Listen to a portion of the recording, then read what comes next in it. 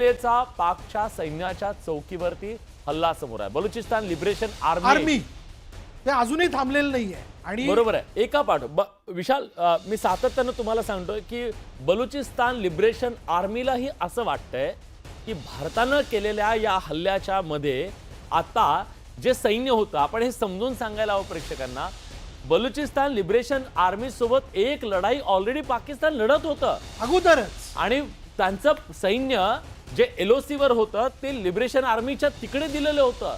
तरी सुद्धा रोज पाकिस्तानचं सैन्य तिथं मरत होतं. पण इकडे ह्या फ्रंटवर यांनी पुन्हा तणाव निर्माण केला. त्यामुळे बलुच लिबरेशन आर्मी पासून काही पाकिस्तानी सैन्य पुन्हा LOC कडे आणलं गेलं, ज्याचा खर्च आहे 5,000 कोटी दिवसाचा.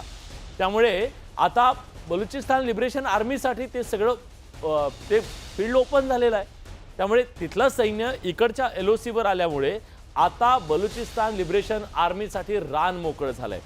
आयतं अवतान देऊ केलेले त्यांनी एक प्रकारे बलूच लिबरेशन आर्मी करता. आणि आता या सगळ्या परिस्थितीचा फायदा म्हणजे आपण म्हणतो ना थोडक्यात की दोघांच्या भांडणात आपण आपला फायदा करून घ्यायचा, हा देखील त्यांचा एक दृष्टिकोन असू शकतो. आणि पाकिस्तानला हा घेरण्याकरता ही त्यांच्याकरता नामी संधी आहे. पायावर दगड मारून घेण्यासारखं आहे विशाल हे. कारण त्याचं असं आहे की बलुचिस्तानच्या स्वातंत्र्याची लढाई गेल्या अनेक दशकांपासून सुरू आहे. अगदी इंग्रजांच्या काळापासून.